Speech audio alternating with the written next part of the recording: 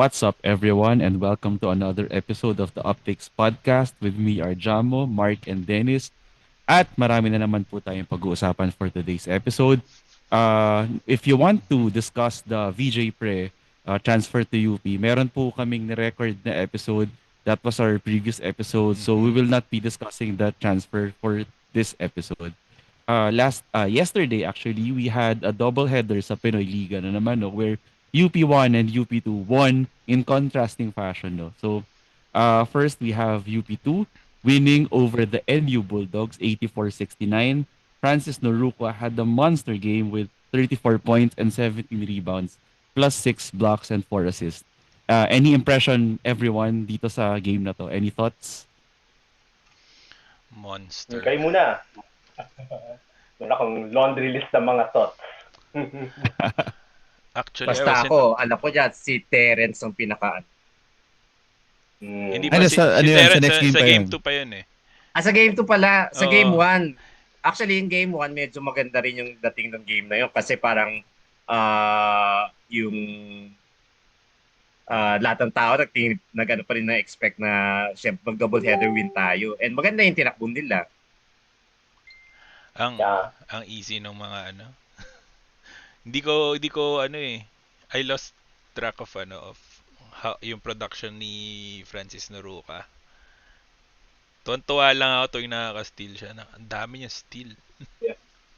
Pwede, sabi ko nga pwede siyang snatcher eh. Oo. Key highlight for me here is obviously all of a sudden nagwa-warm up si Josh Coronel. So, Oo. gulat na gulat kasi at first parang ano yung suot nila? White on white on white. Parang nakulangan ng tinta yung pag-print ng uniform natin dahil hindi makita yung UP after ng mga logo ng mga sponsors natin. Pero Josh Coronel, immediately posted that in social media. Everybody was quite excited. 2 seasons, I think, ang na-miss niya because of injury.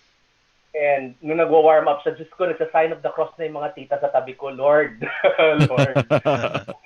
Sana hindi mabigla, alam mo yon. And the best thing that could happen is obviously he can go ahead and see the season and then be able to play. And he's really going to be making a difference. Parang, nari ko nga before parang sa LGH yata, di ba, nung nag-finals sila, if Josh Dowd didn't get injured, they could have won that championship daw. And this is the time. And I'm looking forward, especially with the coming games that we have for Josh Coronel. Ano pa ba? Francis Nuruka, yun nga. Grabe ang steals niya. Beast mode, talon ng talon, ang bilis tumakbo. Meron siyang isang dak-dak doon na buti na lang nahabol kasi lumipad papuntang half. Akala ko nga parang, ano yun yung pag bumalik ka na sa kabilang quarter something. Backward violation. Hindi naman. Pero nahabol naman at naibalik. Sayang yung dak-dak na yun, no? Oh, grabe. Buti hindi na nga sira yung yung ring. Another highlight for me Galit si Karma, 'di ba? Ang ating bagong project yata nila Coach Gold, no? Sabi ng mga titas, kailangan pakainin pero obviously a very talented, great potential, high leaper. Grabe ang taas tumalon kasi nakikiagaw, nakiki-rebound kahit na mas brusco yung mga kasabayan niya na nagtatatalon, walang takot. I've said this before, no? Si Renji Karma has the makings of Mark Belmonte. Pakainin mo lang ng isang season. Literal. Palamunin mo ng sangkatutak na whey protein. Yan. Correct. Nung nagwa-warm up, magaling din yung kay Migs Iniguez, yung kanyang mga 2-pointers niya, saka yung 3-pointers. Okay din yung performance niya doon. Yeah. I think excited ako to see Migs be able to play with the core and together with Mark Belmonte when they go to Full Oil. Kasi doon talaga natin makikita kung ang true power ng UP once magkakasama na sila doon. Doon mo rin matetest with against UP UAAP competition. 'Di ba? It's preview. Simply missing in this team 2 nung naglaro sila is yung ating mga season 89 recruits. Wala si RV, wala si Payosi, wala sila Rainier, Maga. So we had a very, very tall lineup. Si Si Ray Remogat lang, I think, ang below 6 in this particular game. Oo Yes. So nga. at some point parang may point tayo na si Jacob Vila ang nagbababa ng bola. So very very Yes. tall guard. Mhm.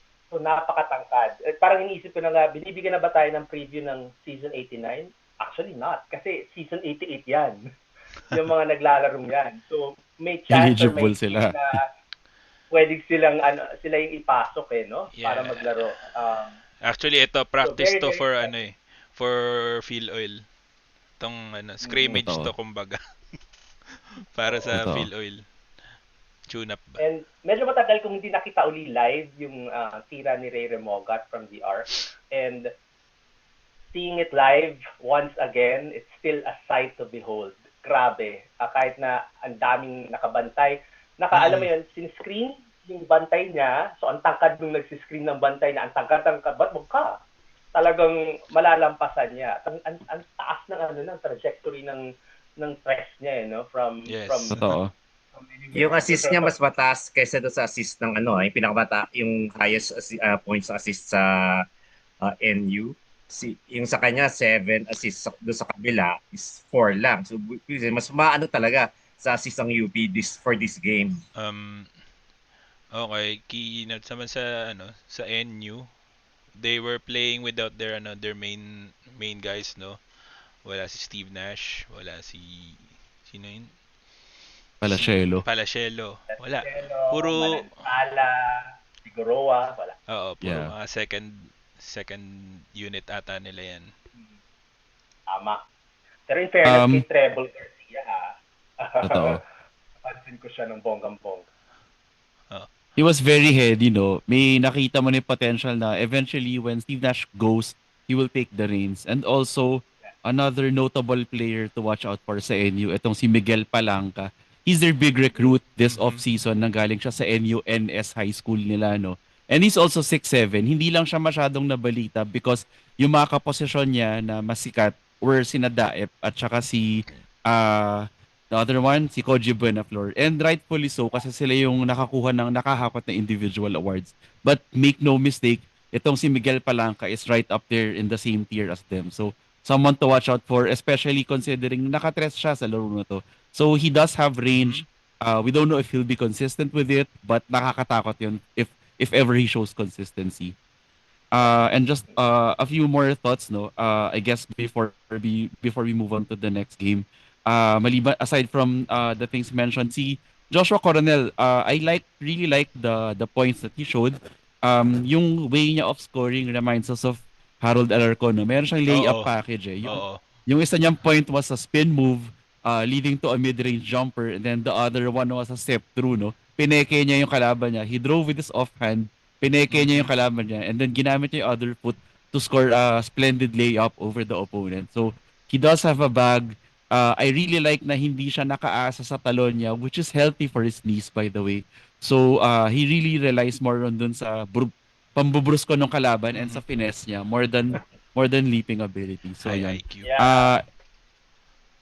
Ayun lang. Any other thoughts, guys, about this game? To add on top of that one, at first diba, may couple of traveling siya, pero pakiramdam ko hindi lang siya na-update sa bagong traveling rules no ng liga natin. And one of the I call biggest that fans- ring rust. Come on. Hindi lang siya nasanay. one of the biggest fans of Joshua Coronel and the birthday boy Seven Gagate in the audience, by bit of trivia, was Mr. Luis Pablo making an appearance and watching his former teammates play. And he was Trio yan feeling dati. really loudly. Lalo nung pumasok si Josh Coronel and making a play.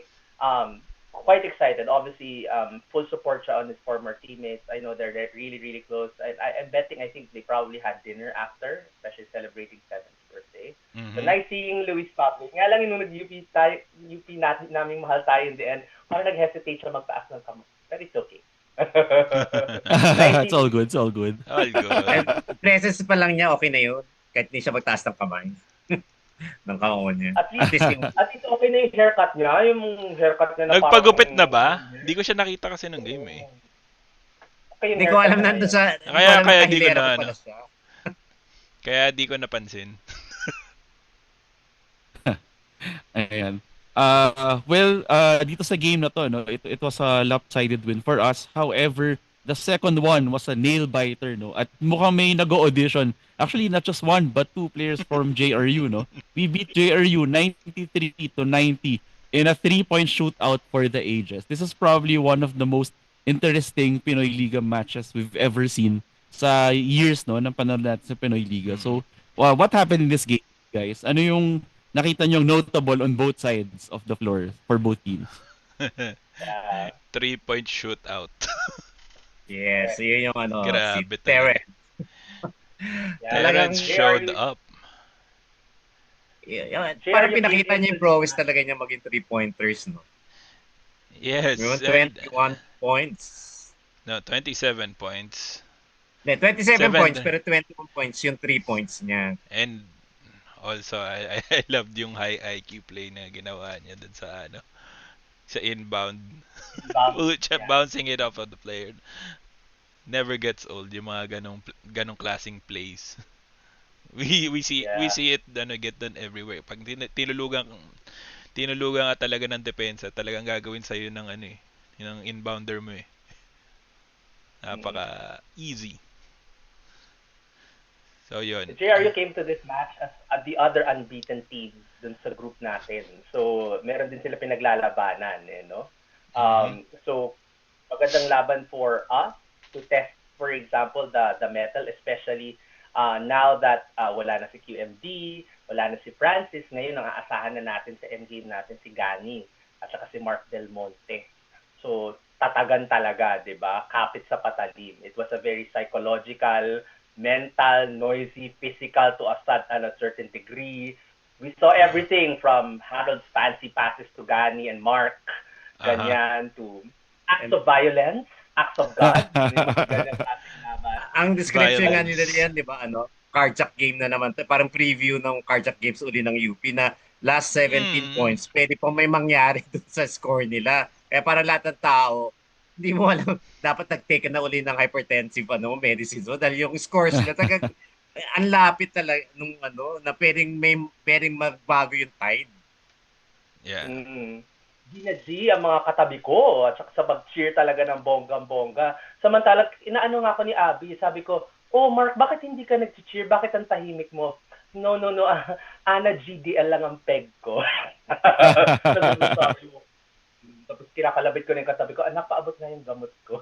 So it was really close, but at the end of the day, alam mo yun, parang experience and I think playing together came about it. But kudos to JRU. Meron nga nag-audition. Alam niyo na yan. Baka sinabi na ni Coach Gold kanina kasi nanalo na naman sila na against LTU, I think earlier today. Other few notes about that one, Mark Del Monte clearly beefing up at nagiging mama na siya. Yes. Naaway na niya yung referee this time around. And then, may isang si Harold, may isang portion din na parang ang sakit ng baksak niya. Yung hindi, oo, yung naglanding sa lap niya, yung naglanding kalaban. siya sa sakit nun Ganyan talaga. Lalo na pag foul trouble ang kalaban, talaga pinipisikal na ng mga tao natin. Terrence, it was nice seeing having fun, di ba? Parang very, very lively, engaging the audience, engaging yung kalaban at saka yung bench nila. So, yan nga, very, very smart play. And kita mo talaga, kahit even before nakikita ko talaga si Terrence na dapat kinuha na siyang model ng Milo Pest. Kasi and everything, he's got it. So, I love seeing this Terrence. I hope we see more of it. He was having fun. Pag kasama na sila ni Ray Remogat, magsagutan sila sa press. I have no problem. Also, Bring it on. also one thing to note, no? Yung 7 3-pointers, that's unheard of in college basketball eh. Bihira yung ganyan. So for him to shoot the lights out from 3 like that. It was a good exercise kasi sagutan talaga. Sagutan. And kudos to toughness mo is there. Kudos to kay Terrence. Parang in a way, in the same way na nag-audition for UP yung star players ng JRU. si Yeah. Terence nag-audition siya for Japan or for Korea with Ah. this performance. Kasi outlier talaga yan eh. Pero Yung, good job to JRU though. totoo, kudos to JRU. They played a hell of a game. Galing. They could have beaten us. Sa totoo Ah. lang. Naglaro din Not, pala dyan yung birthday boy, si Sean. Kasama sa yes, game si, nila. Ah. Si Sean, the birthday boys natin. yeah, Ah. birthday niya nung, yeah, 22. birthday yata niya the day before that. Oh, nung 22. Ah. Saka si Seven, di ba? Birthday din niya. Seven played in the other, Yaw yeah, ba? birthday niya kahapon. Ang magyaw ba? Ang Magyaw ba?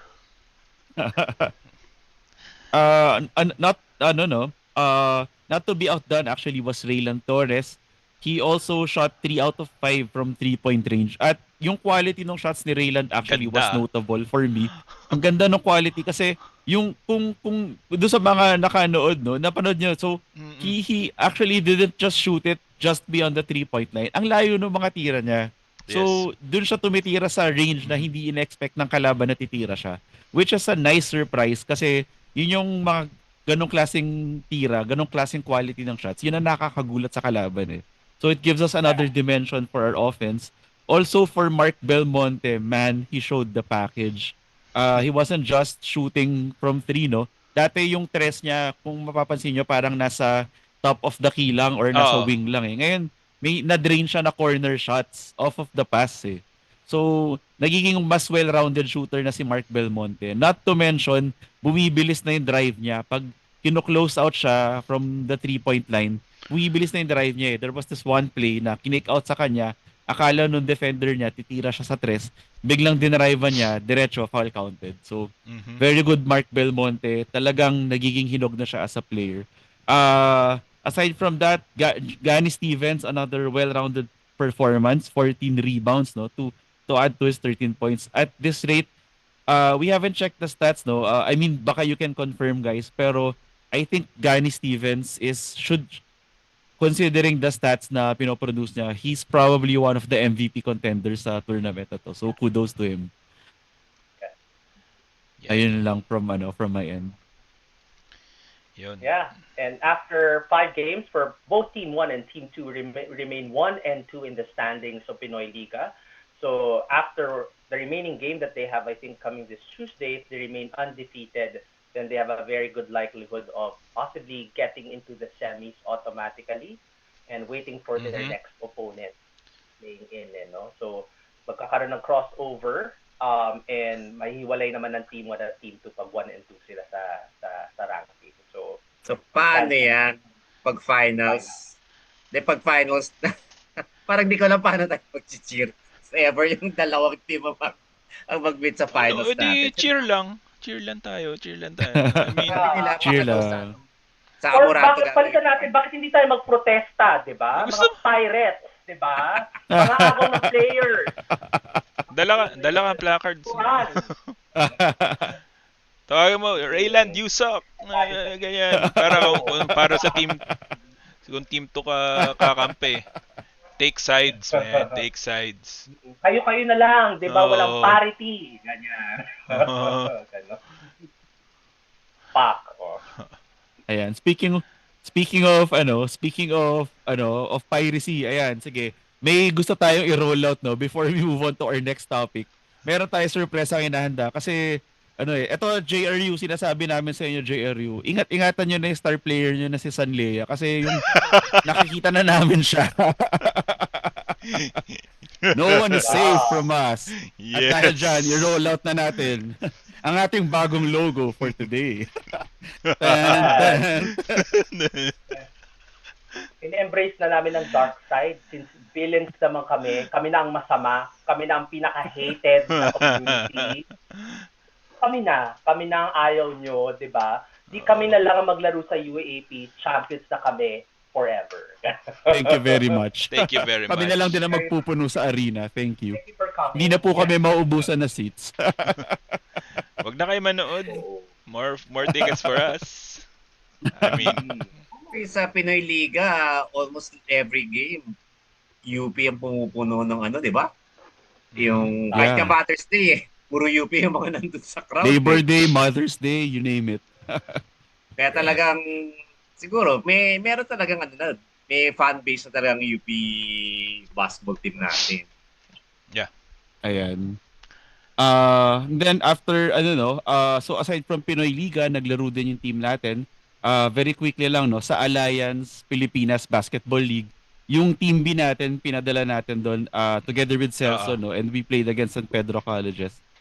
We lost by around 50 points yata, no, so Yeah. that was a very quick, not notable game. Yeah. Pahinga lang. Unexpected.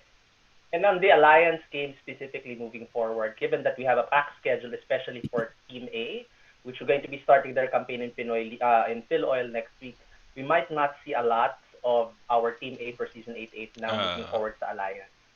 More likely than not, it's going to be a little bit of the Season 89 guys plus Team B playing for the Alliance tournament moving forward.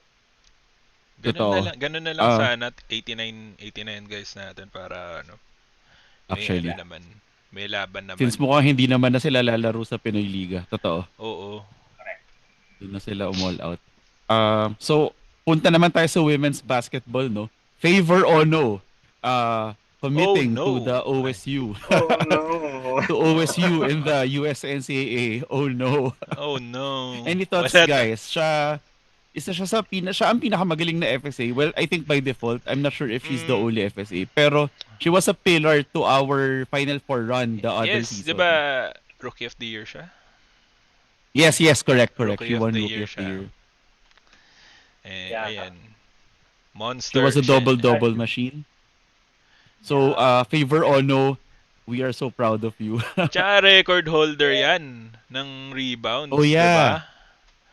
She got 30 rebounds in one game. No one could In- do that even sa men's. Oo. Yeah. May nabit siya previously I met- for men's eh. I met Tabor once in one of the events that my good friend of Upbeat had din. No? May photo shoot sila. She's a really, really nice girl. She was still injured at that time. And she says that she's doing her best, obviously, to get better so that she can play, hopefully, for this particular upcoming season no? For 88. But, alam mo yun, good things come to good people. And given, obviously, that we already have shown, for example, that those results already in the past seasons when Favor was there, I guess na-scout din siya, nakita din siya, she applied herself. So good on her. Must be that And- the 30 rebound game. Totoo. Must be Siguro that. yun yung nag-audition niya. Grabe. And it's really it's really amazing considering that she's coming off a season where she did not play because of injury. So for her to be scouted, considering she hasn't really played meaningful basketball for an entire season, that's even more remarkable for Ang her. highlights lang na papanoorin ng mga scouts is yung season 86 na na campaign 'di ba? That's true. And that was enough. That's true. That was enough to impress them. So Favor Ono, Favor Ono, padayon sa'yo. Galingan mo. You Good will luck. always and forever be a fighting maroon. Good luck to you. Yeah. Good luck. So speaking of closing chapters, we saw the before that pala no, the women's basketball team played against the CEU Scorpions. Meron ba sa inyo nakanood ng game na yun? We won, di ba? Yeah, we won 60-44. It's a very low scoring game. Actually pinapanood ko yung yung recording. Medyo slow start din yung mga girls natin. Like tinatambakan tayo nung una. Pero nahabol naman evidently ayan. Medyo lang So, wala yun. kasing commentator dun wala silang budget sa commentator so tapos naka black jerseys on hindi ko makita yung mga o sino-sino yung mga nakaka-score mga ganyan. Naglalaro. Oo. Guess the scorer. Oo. Yun.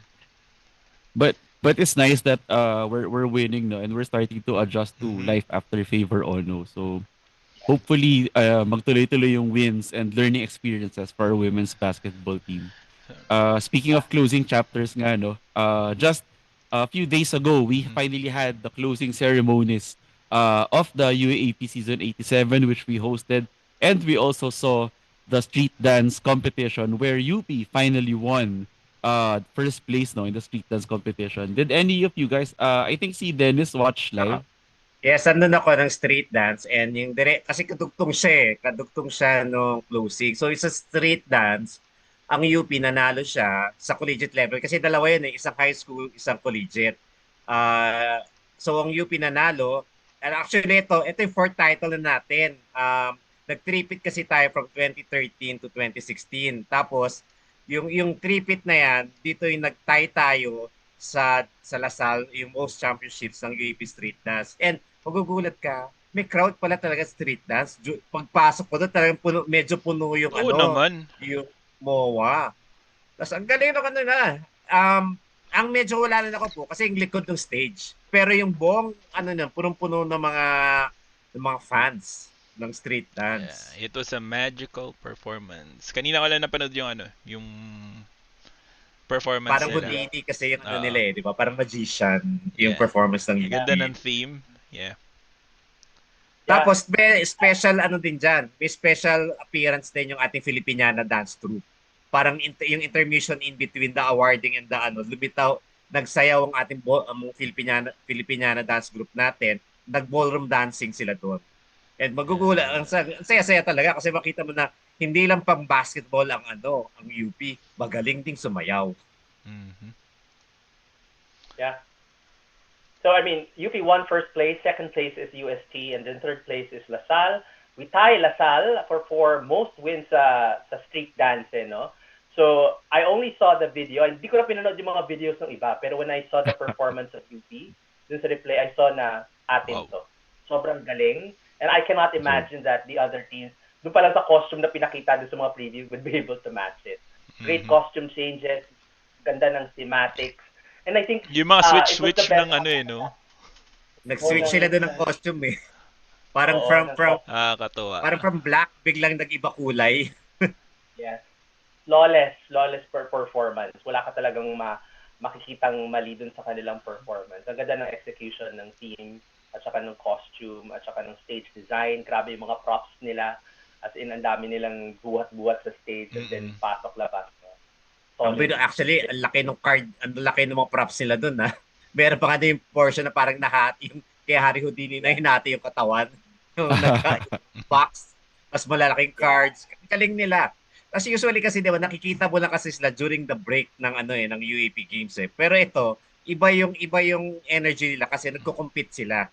Nagko-compete for street dance. And nga nanalo ulit tayo, nabalik natin yung ating championship na last na panalo natin in 2016. So, good congratulations sa ating street dance group. Yeah. Ayan, So when you see them in games, cheer for them a little bit loudly because they are UAAP champions. Yeah. Yes, they are. And yung championship nila, it was a nice cap to a nice season hosting the UAAP. We finally had the closing ceremony and handed over hosting duties to the University of Santo Tomas. Any thoughts on before as a postscript lang dito sa UAAP season 87? How did UP perform overall? Ang UP kasi nag-rank ng second. Yung nag-second in terms of yung mga awards na sa and overall during championship. Overall championship kasi during that time ang in-award kasi nila yung actual na yung MVP saka yung schools na may pinakamaraming bawat level meron sila mga most valuable players na nilabas bawat school. So yung sa UP in-announce sila doon and nandun ako so kinuha ko silang picture and kinuha ko yung mga names nila. So dapat siguro i-cite lang natin kung sino mga to para to give them credit sa pinaghirapan nila sa season na to. Yung in terms of the teams, ang UP naging champion sa at sa ating men's basketball team. Tapos nandyan din yung nanalo din tayo ng first sa athletics. Tapos nandyan din nanalo dito sa badminton ng women's. Pati yung so apat na teams natin ang nanalo ng champion, yung first. Tapos nag-rank number 2 tayo sa softball and swimming sa women's division. Tapos sa ating men's division naman, nanalo tayo ng second place sa chess, fencing, and judo. Pagdating naman sa third place, sa men's division, nanalo tayo ng third place sa badminton, chess rapid, football, swimming, and tennis. Yung sa ating women's naman, third tayo sa athletics, sa fencing, and tennis. So, yung nung award during that time na yon, ang ranking natin nag-second tayo based on sa mga napanalunan natin na for the past season 87. Yeah. Nice. Tapos may mga awards din tayo ng most valuable players. Si Antea Marie Gonzalez sa badminton, si Nicole De La Cruz softball, and Julian Kokoy ng tennis. Sa men's badminton naman, si Sean Clark. Okay. So, ayan nun. Dami nating kapwa Iskoiniska na nanalo sa larangan ng iba't ibang larangan ng palakasan. No? So, congrats sa inyo. Hopefully, next season, we're looking forward to an even better performance from our Fighting Maroons. But for season 87, for us to come close, I believe we've done better than in season 86. So for us to improve on yes. our performance and close in on the usual general champs, which is UST, that's a really good showing for our Fighting Maroon. So congrats sa inyo. Dagdagan pa natin dyan, mukhang merong magko-crossover sa atin. Kasi nanalong most valuable player sa basketball nila sa UPIS. Galing sa UPIS yung most valuable player ng basketball sa high school division, si Justin Halyari. So parang hinantay na, mukhang magko-crossover to sa atin. Tapos, sa girls swimming naman, si Liv Abigail Florendo. Tapos sa boys table tennis, si Rom Ivan Igia. So makikita natin prowess na paglipat nila sa ating college level, sana nandun pa rin sila na sila magdadala ng honor pa rin sa ating medyo matagal pa yun, no? Pero looking forward, yeah. Since nabanggit na ni Dennis, let's talk about Justin Halyari. Justin Halyari is a player for UPIS, nabanggit na ni Dennis. And he was the MVP dun sa boys basketball. He was part of the Mythical Five. And he represents the country now with the Gilas boys under 16. Anong masasabi nyo guys sa performance ni Justin Halyari so far? He's been contributing. Yeah. So ito yung stats niya. He played 16 minutes. I saw part of the game. Yeah. 2 of 6 sa field goals. Ano ba? Medyo malabo 2 out of 5 yung 3-pointers niya. Puro 3 pala yung niya. 6 points. So how did Justin Halyari ba land into UPIS? San ba nanggaling si Justin Halyari, guys? Ateneo, 'di ba? Ateneo grade school, yeah. ba? So parang siya, GDL route. Parang GDL route if you think about it. Galing siya ng Ateneo grade school, if I'm not mistaken. Mga GDLs din Yeah. And based on his height, mukhang tatangkad pa tong batang to, kasi he's playing for the under 16. Right now, he's already at 6 flat. So, and he plays guard. 6 flat na siya and he plays guard. 6 flat? Yes. 6 flat na siya at 16 years old. So, sabi kasi na mama watch niya out for matulog this siya guy. ng tanghali Sinunod lang may niya. nakinig. Nakinig kasi siya sa mama niya. Ako kasi di ako natutulog ng tanghali Baka maraming star margarine din siya kinakain. Lahat. Kaso peke naman yun. Yung star margarine din. Tsaka maraming trans fat yata yun. So ayun. Anyway. Justin Halyari, he's been contributing to Gilas boys. They've been winning blowouts. First against Vietnam and then against Thailand kanina, they won by more than double the points of Thailand. So these are very lopsided games. Since we're playing our Southeast Asian neighbors, we don't expect really these competitions to be close. We can expect blowouts. So not really a good test for how strong our Gilas under 16 is. However, this serves as an audition for the boys, no, moving up to higher levels of competition. And at least in our opinion, Justin Haliare has been contributing, so he'll augur well for moving up to higher levels of competition. Yeah. So, So Yan. ayan. on a side Um ayan. Galingan mo, ikaw na yung sunod na representative ng UPIS sa correct. seniors Sunod na in the homegrown. future. Isusundan niya yapak ni na JD na GDL Will Guzom sa Diego Dario na galing sa UPIS tas nakapasok Saka sa ni Gilas. Aldous. Ayan ha, may homegrown kami ha.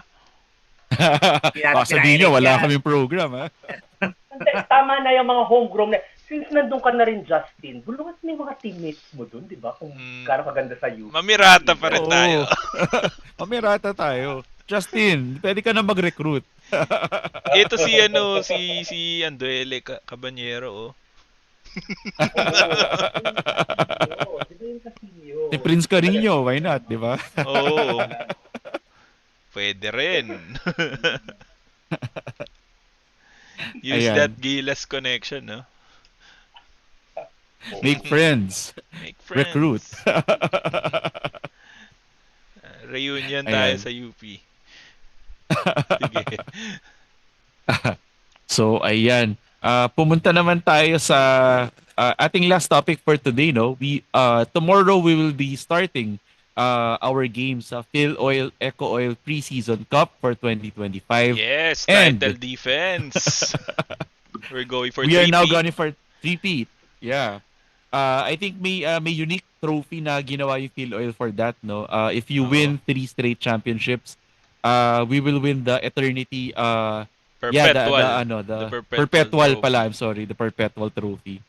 So we're gunning now for the perpetual trophy. Aha. And true to Isko form, no, last minute din lumabas sa ating official roster, which So, you can yeah. see on our screen. Anything you found interesting? Any surprises? Mm-mm. Or si Renji Same. Ikarma is present sa Yeah. roster, no? Yes, Joshua correct. Coronel and also LA Andres finally. Damn. Sana Oo. makita natin maglaro yung mga previously injured players natin. LA and Joshua. Yeah. Mm-mm. I was hoping to see Cedric Ong, but diba? Maybe not maybe on the next tournament. Yeah. Mm. So, for Yeah. this one na nagulat ako si Renji Ekarma, no, kasi essentially yung Fail Oil roster, yan na yung closest thing to the UAAP roster kasi puro eligible for next season lang ang nilalagay sa lineup rito. And Nico Tan made the cut. He hasn't played a lot, although what he has going for him is that even in last year's preseason, nakakalaro na siya in a few Team A games, no? So he's not really as much of an outsider coming in. The one that really surprised me, at least ako personally, was Renji Ekarma. Kasi galing siya sa Team B. The people who are also gunning for slots here would have been Celson and Jigha, 6'5", Phil Foren, no, na player. Who also is a project player like him, no? So between the two of them, it's interesting that the coaching staff saw Renji Ekarma as a possible consideration for our final lineup. So nabanggit na rin ni Mark, there's Cedric Ong. And then, sino pa bang hindi na-miss out natin dito? For our FSAs, no, we have another one, si Timothy Ndubuisi, but he's not eligible yet for the upcoming season. He's a Yeah. transferee, so wala siya rito. So yan na nga, ito na ang combination ng Team 1 at saka Team 2. First outing in a formal tournament kasi yung Balangay at saka yung yung Butuan tournament, naman yun hindi naman siya play to all, play to win. So ito na talaga ang formal tournament natin na magkasama na. Preview na tayo ng season 88. Magsisimula bukas ayon sa ating schedule. It's game 2 it's game 3 of UP versus SU. Ayan na ang arapan natin. And in game Siguro 1, game 1 was the Balangay, 'di ba? Game 2 Balangay. is in kahapon. Kahapon. Kahapon, Yes. Pinay Liga. Game 3 yan. Liga, Ito. Phil Oil. Tapos Game 4 sa Wednesday, Balayan. Alliance. Iba na naman yung maglalaro doon sa magkataon, di ba? NU forever. Magkakasawa na Bibigay, sila. bibigay natin yung isang game sa kanila. Kasi sa Alliance yun. Yung alliance yung pamigay natin. Wag to. Oo. Yeah. Pero So, curious, yeah. Sige. curious na makita natin if in any case, no, yung dynamics like what I said. Coming into this match, as we are crossing over, syempre they had rules to play in Team 1 at saka Team 2, di ba? Are they going to be slotting in the same roles that they've been playing, in the tournament that we have in Pinoy Liga?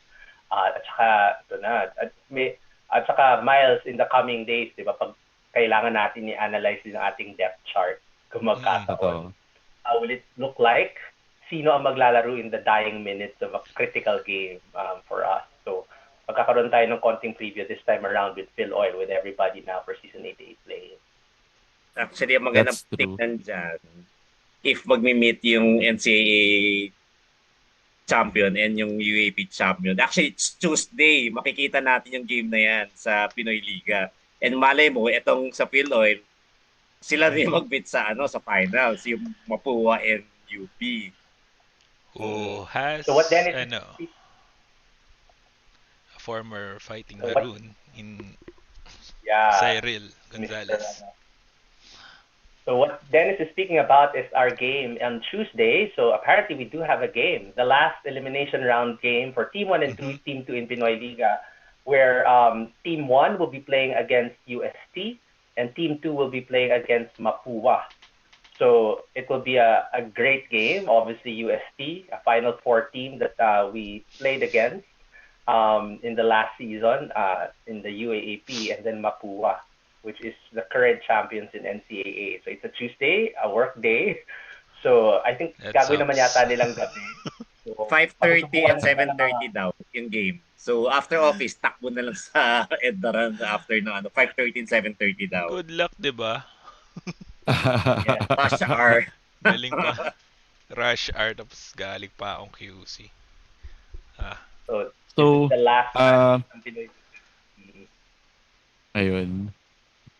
In addition to sa mga sinabi ni Mark, no, the things to watch out for our team. Also the battle for the FSA slot. We have two FSAs listed on this lineup. Dikachi Ododo, who was with our championship team last season, and Yeah, our champ. incoming, yeah, our incoming FSA, si Francis Noruka, the one who had the monster game yesterday. So it will be interesting to see yung fight nila for that FSA spot, no. Also things to watch out for.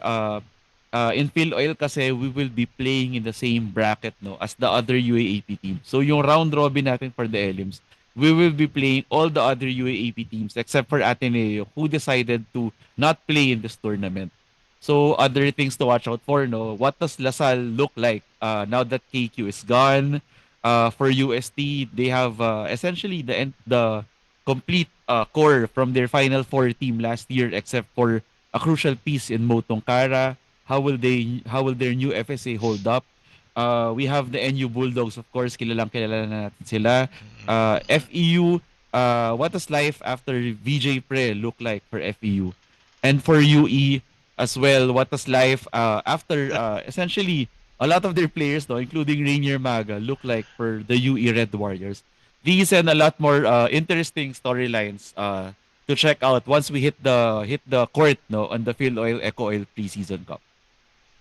Tama. Tama. UE will be on this Thursday. Lasal will be this Saturday already. And ang FEU, kung saan ibubutay ng bonggang-bongga, is playing on a holiday, June 12 on a Thursday. So may chance tayo panood. Okay. Yan. So, wala nang team na masaya sa atin. No? Tanggapin na lang natin na marami tayong makukuha boo sa mga laro. Ayan, thank you Mark, no. Speaking of FEU, no, and getting those boosts. Any other thoughts before we end our episode? Any residual thoughts? May mga saloobin pa ba tayo coming off of last episode where we talk about VJ Pre? May mga saloobin pa ba tayo dyan? Fina-flash nila dun sa Pinoy Liga.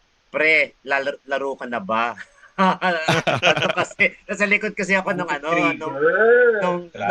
nasa likod ako ng mga yung mga media, yung media booth ng ng Pililis, nakikita ko talaga, nakasulat doon, laro ka na ba? Nakita nga Actually, ako na marami nag-aantay nung Saturday na magkaroon siya ng ng parang debut appearance niya. I mean, ano ba what do you think is the right thing to do in a situation like that when good talent goes on the free agent market, 'di ba? What would any team not named UP do? Given na meron sila same funding, same program, same winning culture, 'di ba? Anong gagawin ng isang basketball program, isang college basketball program? Self-respecting. Yes. Yeah. Bakit Hayaan, pagtitigan? magkipagtitigan. 'Di ba? Anong gagawin yeah. niya? Etong batang to naghahanap siya ng malilipatan. And Yeah. ang daming daming nag-propose sa kanya, ang daming nauna sa atin. Diyan yung Mapua, diyan UST. We're not even the first one, pero we landed him. So ibig sabihin, pinili rin tayo ni VJ, 'di ba? Kaya hindi dapat yung tinatawag na pirata tayo kasi siya. Di ba? Iba yun, ang daming lumapit sa kanya eh. Multiple choice yun ang pinili mo, yung UP. So hindi pirata tawag doon. Oo. Well, alam mo yan, the optics, for example, might not be the best kasi obviously, most of the headlines naman na ilalabas dyan yung mga triggering. So for example, katulad ng UP and LaSalle agrees not to recruit or whatsoever. Kasi yun yung kaso sa maikling headline. Diba? So syempre, hindi naman nagbabasa ng mga article itong mga taong ito. Hindi, alam mo, wala na silang pakialam kung anong kwento talaga behind the scenes, di ba? Basta narinig nilang lumipat, basta narinig nila, for example, na kinuha ng UP, pirata na. Pirata. Okay lang. UP na naman. I mean, kung wala kayong patience, for example, magbasa ng article or wala kayong patience, for example, about UP getting other players, okay lang din. Sana magka-patience kayo pa mag-champion uli kami sa 89. Shut up. No, I mean, the person wants to play basketball. Alam mo yan, katulad ng sinabi mo, Jamo, no? What stupid team will not get the VJ Pre if he came knocking at your door? Alam mo yun? Diba? FEU said, alam mo yun, they had their piece, specifically of VJ Pre leaving. He wished him luck. VJ Pre wished them luck also. He left. May clean cut. We were not even first in the running, di ba? UST was there, Mapua was there, LaSalle was there. And it ended up that he came to us, di ba? May mga tao na nagsasabi na parang hindi kami surprised. Okay. Kami na-surprise okay. Kami somewhat. Di kayo na-surprise. Okay lang. Sa season 89, mas-surprise kayo. Embrace the dark side. Oo, wala na. Baka magulat kayo, hindi lang siya kukunin namin. Wala na kayo dapat kagalit. Kasi mataas ng ihi, di ba? Kung ano may mga kinuha din kayo mga players from another team, di ba? Di ba pwedeng sabihin pirata din yan? Sila diba? Alpanarana, Paranada, di ba? Mason Amos, hindi ba pirata yung mga yan? Huwag namin ng spin yan, ng kwento na kung ano-ano. Ayaw din namin yan. At saka yun lang fact na nilapitan siya ng other team. So, essentially, they had the same intention as UP had. So, hindi naman ito sa resulta eh. Kung i-judge mo yung UP based doon sa intention ng UP, just because UP had the favorable result, you should also call out the other schools who had the same intentions. It just happens, natalo lang sila. So, if you're going to criticize us, you have to criticize them. Hindi pwedeng double, triple standards dito. That's so unfair. But anyway, we don't really care kasi kukunin namin lahat ng star players nyo. At this point, who gives a shit, right? Yeah. Basta pag may kumatok ulit sa UP, welcome. Oo, tama. Welcome. Ano naman. Mm. And just si Oble. He says welcome. Yes. Hindi naman kami nagalit sa San Beda nung kinuha nila si Aldous, di ba? Hmm. Go, laban. Hindi naman ako nagalit sa Yeah. Korea nung kinuha nila si JD. Ano ba yun? False equivalence na. Yeah. Hindi, sa Japan, Ay, hindi ka nagalit. Pumunta si Francis. Hindi pa rin. Hindi naman ako Nalungkot. naniniwala po. Nalungkot. Hindi naman ako naniniwala pumimba na yan ng kontrata. Magugulat tayo dyan sa World University Basketball. Nasa lineup yan. Sarap. Sa lineup siya. Good luck, Francis. Kaya nga eh. Good luck sa Japan. Hindi ko sila mapapanood. Kasi nandun ako sa end ng July. First week ng August yata yung game nila. Ay, extend Hindi ko mo na. maabutan. Extend mo na. Extend mo na. Ano ba naman yung 1-2 linggo na extension? Oh, Baka ano, mawala ng Davis. trabaho. Kaya lang mainit daw ngayon doon sa time na ganyan. Yeah. Mainit daw Ayan. naman. So, before... Natin sa mga sa ating mga UP fighters na dyan sa Japan, abangan nyo ang ating mga players na maglalaro sila dyan at kayo magiging tagasigaw namin ng UP fight dyan. Book your tickets kung may pambook kayo. Let's go, titos and titos with money. One last point, may nakita pala akong video na nagsushooting na to si VJ Perez, suot ang UP shirt, di ba? Yeah. Nagsa-skills training na siya. Sa Tuesday, mapapanood natin siya sa Pinoy Liga. Hindi pwede. Hindi pa siya 88 eligible. Pwede yan. Pinoy Ewan ko Liga. na. Pag Pinoy Liga pwede. Pinoy Sa Liga. Pinoy Liga kasi wala Tuesday daw silang pala, no? criteria. Ah. Ang Pinoy tinanong ko siya, kung hindi Nalito, pwede. nalito ako, nalito. bakit hindi naglaro? Ang pangit sa akin nung Hindi doon pa gawa ay yung jersey hindi niya umabot kasi. Yung jersey. Yung jersey niya hindi daw mabot. Oo. Kaya abangan natin, baka magkaroon siya ng debut appearance on Tuesday. Uh, we'll see. Excited for that. Ayan. Ayan. So, before we go, meron lang tayo mga babatiin na birthday boys. Unahin natin ang ating birthday boy from the UP MVT, Seven Gagate. Happy birthday, Seven. Yes. Happy birthday! Happy birthday! Happy birthday. Birthday niya kahapon. Kahapon, di ba? Ilan taon na siya? Si Seven. Kahapon. Hapon. Ilan 7. taon na ba? Birthday! Seven. Seven. Seven. Parang kinantahan niya nata sila kahapon. Happy birthday ako. Kinantahan sila kahapon. Yeah. Ayan. At meron pa tayo isang babatiin, no? Ang isa pa nating birthday boy, no? Our very own Robbie Solis. Happy Yeah. birthday, Yay! Robbie. Happy Birthday! We miss Robbie. you. Balik ka na dito. Record na tayo. I'd like also to congratulate on his first TV appearance yesterday sa Pinoy Liga. Kung hindi napapansin siya sa mga hosts natin, di ba? Nag-venture out na pa-interview si Jamo. Yun nga lang, hindi mo na shinout out yung podcast. Sorry na. Oo nga. Tampo kami.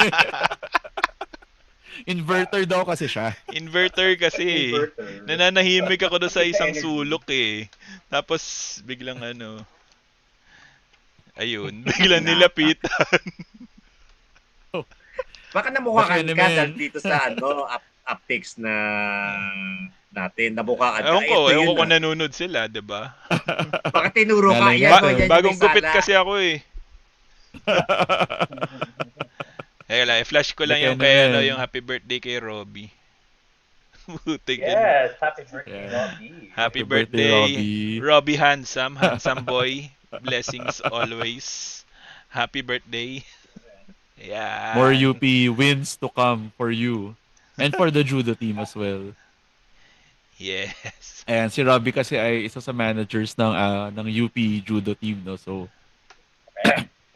more blessings. At, ayan. Shoutout lang to Pinoy Liga, no? Thank you for providing us with the venue, no? Si Sir Benny, nag-message din siya kahapon for members of the podcast to come, no?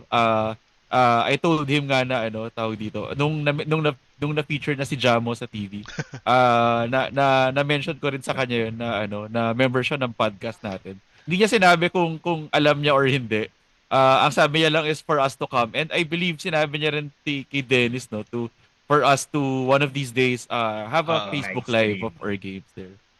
So we're and we're Siguro, hoping for more ano no. Ayan. I'm siguro sorry. pag ano Ay, na ano. lang, pag finals, UP1 versus Ayun. UP2, let's go! Yeah. Baka doon mag-live tayo. Tingnan natin 'yon. Sige. Tingnan natin. Ayan. At diyan nagtatapos ang ating episode ng Uptakes Podcast. Hanggang sa susunod na episode, UP Fight. Yeah. UP Fight! fight! UP Fight. Embrace the dark side! Dun, dun, dun.